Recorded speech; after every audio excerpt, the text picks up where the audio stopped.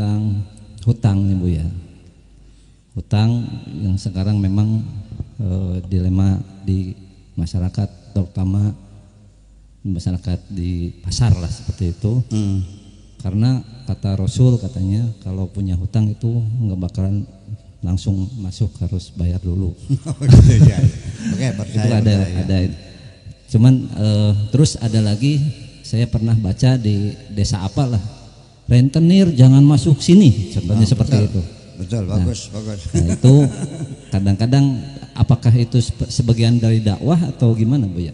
Atau itu saya pertanyaan. Mungkin gimana solusinya tentang hutang piutang di masyarakat gitu aja Bu ya. Okay. Assalamualaikum warahmatullahi wabarakatuh. Saya setuju sekali. Sok di sini dipasang di papan tulis, rentenir jangan masuk desa Windik. Windik tak Mindi? Mindi. Rentenir betul. Itu mencekik rentenir. Masa satu hari 1%? Jadi kalau sebulan berapa persen? 20, 30. Setahun berapa? Usaha apa setahun dapat 0% tuh? Ngaco om, itu mencekik namanya. Sudah haram itu mah, jelas itu mah riba. Tapi kalau di bank negara mah yang kedong, punya negara, ya kan begitu. Nanti kalau negara kaya juga kita mampu sendiri, kan begitu. Kemudian juga bunganya berapa? 1,3 ya, 1,3%. Sebulan loh. Iya. Tolong hindari rentenir itu, jangan terjebak pada rentenir. Itu punten ini mah, ya. Itu kejam sekali itu. Ya, kalau bunga 1% mah itu kan untuk biaya listriknya, biaya komputernya, betul enggak? Iya dong, seimbang, masuk akal tuh mah. Tapi itu kan enggak masuk akal. Kemudian ada lagi bank yang di atas 3%, bank apa tuh? Sebulan, itu mahal tuh. Iya, jangan dah. BRI aja lah, di BRI ya. Untuk BRI tuh di Bank Mandiri gitu. Nah itu. Tapi kalau pengen utang enggak ada bunganya ya nggak bisa. Nggak mungkin sekarang, betul nggak? Kenapa nggak mungkin? Dulu mah, punten, orang pinjam uang 100 dinar, betul? 5 tahun kemudian dikembalikan 100 dinar. Yang punya uang tidak rugi karena uangnya dibuat dari emas. Harga emas tidak pernah naik turun. Sekarang uangnya pakai apa? Pakai kertas. Uang kertas itu ada inflasinya, betul enggak? Nah, kalau saya pinjam uang 25 juta sama Pak Yayan buat beli motor, 5 tahun kemudian saya bayar 25 juta lagi, harga motornya sudah 40. Rugi enggak? Ya enggak boleh dong merugikan orang itu. Iya, makanya pantas kalau bank itu sekarang dengan bunga 1,3 atau 1% itu sangat wajar sekali. Jadi ya jangan terburu-buru mengharam-haramkan dong, betul enggak? Itu, tolong jangan berani mengharam-haramkan. Adapun orang punya utang, betul itu hak adami, betul enggak? Tetapi ingat, hak adami, hakullah itu kan dosa. Kalau dosa hubungannya dengan siapa? Dengan Allah juga. Saya mau cerita nih, tapi jangan bilang-bilang orang ya. Kalau kita sudah tulus ikhlas mau bayar, bukan mau menipu, betul mau bayar. Mobil dijual sudah masih kurang juga barangnya, rumah dijual sampai semua dijual masih ada juga, terus mati dilunasin sama Allah. Percaya, yang Allah melihat hati kita ini, betul enggak? Tinggal gimana? Ya tinggal kembalikan kepada Allah. Mungkin Allah punya tujuan kenapa tidak membebaskan hutangmu. Kalau Allah ingin membebaskan gampang kok, tinggal kasih rezeki aja lunas kan. Nah kenapa rezekinya nggak dikasih? Supaya kamu selama hidupnya jangan sombong, selalu dekat dengan Allah. Kadang-kadang Allah bikin begitu supaya kamu jadi orang benar. Betul nggak? Ya iya. Orang kalau utangnya banyak sombong nggak? Yang sombong sih yang duitnya banyak. Itu jadi kembali lagi, tapi jangan bilang-bilang orang ya. Asal kita punya niat benar mau bayar, sampai mati tidak bisa bayar nggak ada urusan. Nah, tetapi ini ada pesan moral dari Al-Quran, dari Gusti Allah. Kita yang menghutangkan uang kepada orang lain, tolonglah manusiawi, ya. Artinya kita sebatas mengingatkan, Pak Haji, ini sudah jatuh tempo, tolong dong dilunasi. Kalau nggak bisa dicicil, kan begitu. Baik. Nah, seandainya orang yang hutang itu sampai nggak bisa bayar juga, buat makan saja susah, betul nggak? Sampai anaknya nggak lanjut sekolah, ya jangan kejam dong. Ya sudah, ditunda dulu, dibekukan dulu. Kata Allah, fanadhiratun ila maisarah. Tunggu sampai dia makmur lagi, betul nggak? Sampai dia mau bayar. Oke, setahun 2 tahun, bukan tambah kaya, tambah melarat. Sampai akhirnya dia rumahnya dijual, pergi ke Jakarta jadi pemulung. Nah, kalau sudah bangkrut begitu, ya sudah, mau apa lagi? Mau maksa masuk penjara orang itu? Jangan begitu dong. Moral ini. Kalau sudah begitu gimana? Satu miskin tidak bisa bayar lagi. Wa antasaddaqu khairul lakum. Kau sodakokan saja, itu lebih baik. Percayalah, akan ku ganti semuanya, itu kata Allah. Percaya enggak? Jadi sudah, Pak Haji, punten ini mah saya enggak tega naginya. Ini kwitansinya, ini surat perjanjiannya. Punten, ini mah sejak sekarang udah lunas saja ya Pak Haji ya. Nih, betapa dia bahagianya, betul enggak? Ya Allah, lunas semuanya, alhamdulillah. Nah, ketika dia sedang itu, nah ini ada satu ilmu yang disampaikan. Saya dapat uang, bahagia. Saya badan sehat, bahagia. Saya bisa bersilaturahmi, bisa bahagia. Tapi puncak kebahagiaan saya kapan? Ketika saya bisa membahagiakan orang lain. Iya, Bu, silakan hari ini berbuat jahat, malamnya nggak bisa tidur, betul nggak? Tapi kalau siangnya habis berbuat baik, nyantri anak yatim, bantu orang jompo, tidurnya lelap, mimpinya enak, badannya sehat, tidurnya lelap, makanya lahap, betul nggak? Sebab setiap kebaikan itu kepada siapapun nanti di penghujungnya pasti akan kembali kepada diri kita sendiri. Iya, betul enggak? Makanya semua itu man amila shalihan fali nafsih.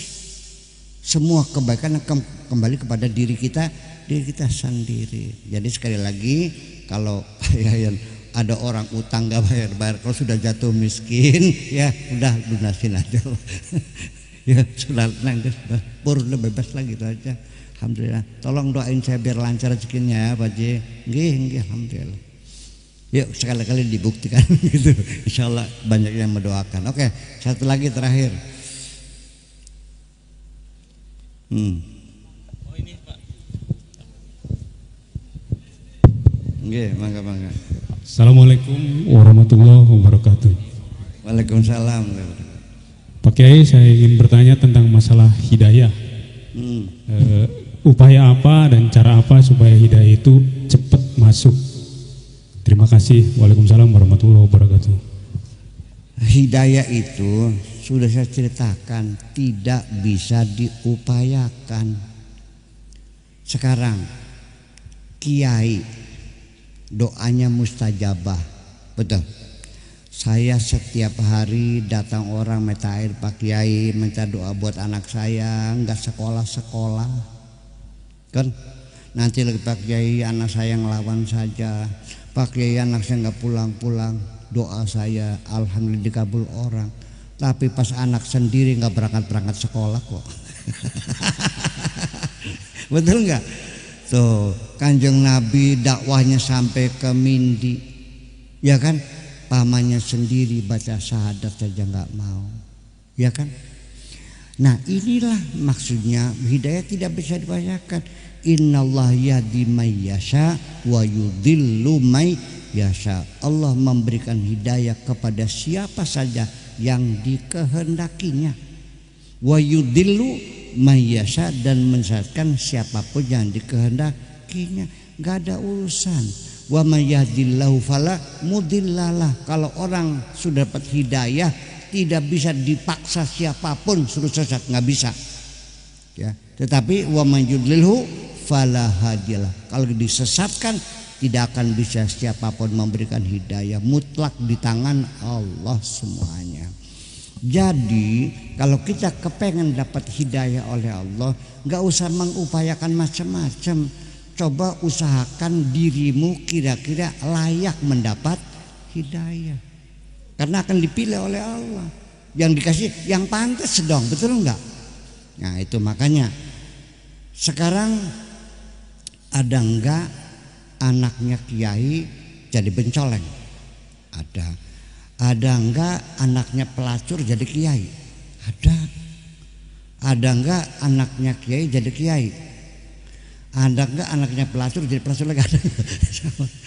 Itu semuanya enggak pakai aturan.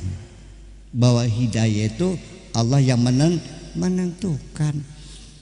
Adanya paling-paling sekedar hanya doa.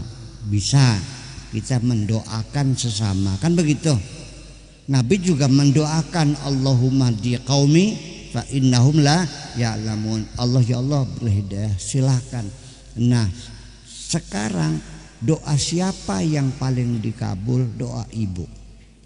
Nomor 2 doa bapak.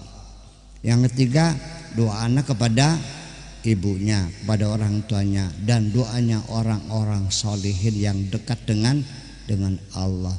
Nah kadang-kadang hidayah itu dicabut karena dia terlalu sering menyakiti orang-orang soleh. Ya, hati-hati makanya. So kadang-kadang gini orang itu, kita kadang-kadang memperhatikan orang soleh itu biasanya dihubung-hubungkan dengan kesaktian gitu ya. Enggak ada. Ya, yang bisa menggandakan uang 1 miliar 2 miliar gitu, bohong tuh. Ya dan orang soleh nggak bisa apa-apa kok. Iya, nggak punya kesaktian. Pak, tahu nggak, orang yang paling sakti itu adalah orang yang tangan kosong, masuk kantong kosong, dibuka kosong. Itu yang paling sakti. Makanya saya mau cerita lagi. Ada anak santri perempuan saya. Setiap saya pulang ngaji dia sholat malam, lagi sholat tahajud. Saya bilang anak cakep banget gitu ya. Suatu hari ketika dia pulang, dia bawa minta air, Pak Buya minta air buat bapak. Saya bilang bapak kamu sakit apa? Enggak, minta didoain supaya mau melakukan sholat. Bayangkan. Setiap malam anak itu mendoakan pada Allah, bapaknya suruh sholat. Disuruh siapa? Bukan susarako. Percaya enggak? Dulu mondok tuh bapaknya dilarang, enggak usah mesantren. Ijazahnya tuh buat bungkus kacang. Ya kan? Kalau sekolah SMA gitu kan bilang gitu. Anak itu berangkat, dia yakin pokoknya SMA asal berangkat nanti juga oleh Buya dikasih makan kok. Ya. Digratisin kan itu. Ya ternyata setiap hari anaknya mendoakan. Diancam enggak dikasih biaya, enggak apa-apa, pokoknya tawakal tu Allah loh. Dapat hidayah. Ya sampai sekarang ya orang udah sholat sih udah sekali ya. Doa anak. Jadi begini, doa anak kepada ibu. Orang tua juga sama, doa anak kepada ibu. Doa orang tua juga sama. Orang tua juga sama, bisa menjadi jalan ya untuk mendapatkan hidayah dan akan dipertimbangkan oleh Allah. Seperti Nabi Khidir ngedandani tembok yang miring kan gitu. Alasannya karena di situ ada harta karun li ghulamaini yatimaini fil Madinah. Punya 2 anak yatim. Wa kana abuhuma salihah. Ibu bapaknya orang yang saleh. Jadi atas dasar pertimbangan itu makanya tolong kalau ibu-ibu pengen anak dapat hidayah, ya ibunya jangan suka menyakiti orang lain. Ibunya yang soleh, yang baik. Percaya enggak? Karena nasib anak-anak itu sangat terpengaruh. Kalau ibunya pelacur, anak-anaknya jodohnya susah. Percaya enggak? Amit-amit 7 turunan, masa mau ketemu sama turunan lonte gitu gimana lagi? Iya dong. Berarti kan menyengsarakan anak cucu kan? Lah ya iya.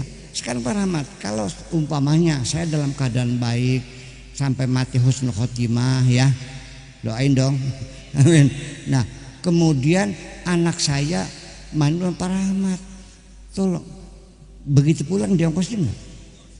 Nah iya, ketika kita berbuat baik kepada sesama, anak-anak kita juga mendapat bagian kok, percaya nggak? Nah itulah makanya demikian juga anak, dengan anak kita menjadi orang besar, orang tua juga menjadi besar juga. Coba belum di sini, di Mindi di sini ada anak jadi presiden, waduh ya jalan di aspal semua. Iya, ibunya juga salamannya Pak Kapolri juga cium tangan, percaya nggak? Kalau ibu anaknya presiden, Pak Kapolri cium tangan nggak? Cium tangan, terbawa semuanya itu. Makanya jadi kiatnya bagaimana? Ya sudah, yuk kita kembali lagi, yuk kita berbuat baik kepada sesama, menitipkan anak cucu kita. Kalau kita sudah mati, insya Allah anak-anak kita akan dihormati orang semua itu. Setuju?